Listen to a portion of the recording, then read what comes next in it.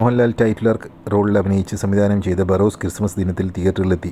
ലോക സിനിമയിൽ തന്നെ മികച്ച ഒരു നടനെന്ന് പേരെടുത്ത മോഹൻലാൽ വളരെ അനായാസമായി അഭിനയിച്ച ബറോസ് എന്ന ഭൂതമായ ചിത്രത്തിലുടനീളം നിറഞ്ഞു നിൽക്കുന്നു. ഡി ഗാമ എന്ന പോർച്ചുഗീസ് ഭരണാധികാരിയുടെ വിശ്വസ്തനായ ബറോസ് ഗാമ പറയുന്നതെല്ലാം അനുസരിക്കുന്ന വ്യക്തിയും ഗാമ കുടുംബത്തിന് ഏറ്റവും വേണ്ടപ്പെട്ട ആളുമാണ്. 400 വർഷം ഗാമയുടെ നിലവറയിൽ ബന്ധനസ്ഥനായി കിടന്ന ബറോസിൻ്റെ ലക്ഷ്യം എന്തായിരുന്നു എന്നതും ആ ലക്ഷ്യം നിറവേറ്റിയോ എന്നതുമാണ് ചിത്രത്തിൻ്റെ കഥാസാരം. ഇന്ത്യക്കകത്തു നിന്നും പുറത്തു നിന്നുമായി മികച്ച സാങ്കേതിക വിദഗ്ധരെ കൂട്ടുപിടിച്ചാണ് മോഹൻലാൽ ചിത്രം ഒരുക്കിയിരിക്കുന്നത്. അതുപോലെ കഥാപാത്രങ്ങൾക്ക് യോജിക്കുന്ന അഭിനേതാക്കളാണ് ചിത്രത്തിൽ അഭിനയിക്കുന്നത്.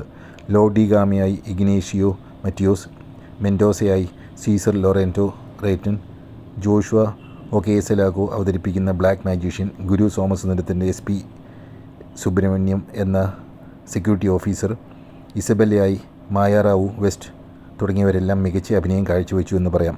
വുഡു എന്ന ആനിമേറ്റഡ് കഥാപാത്രവും ചില രസകരമായ നിമിഷങ്ങൾ ചിത്രങ്ങളിൽ ഒരുക്കുന്നു.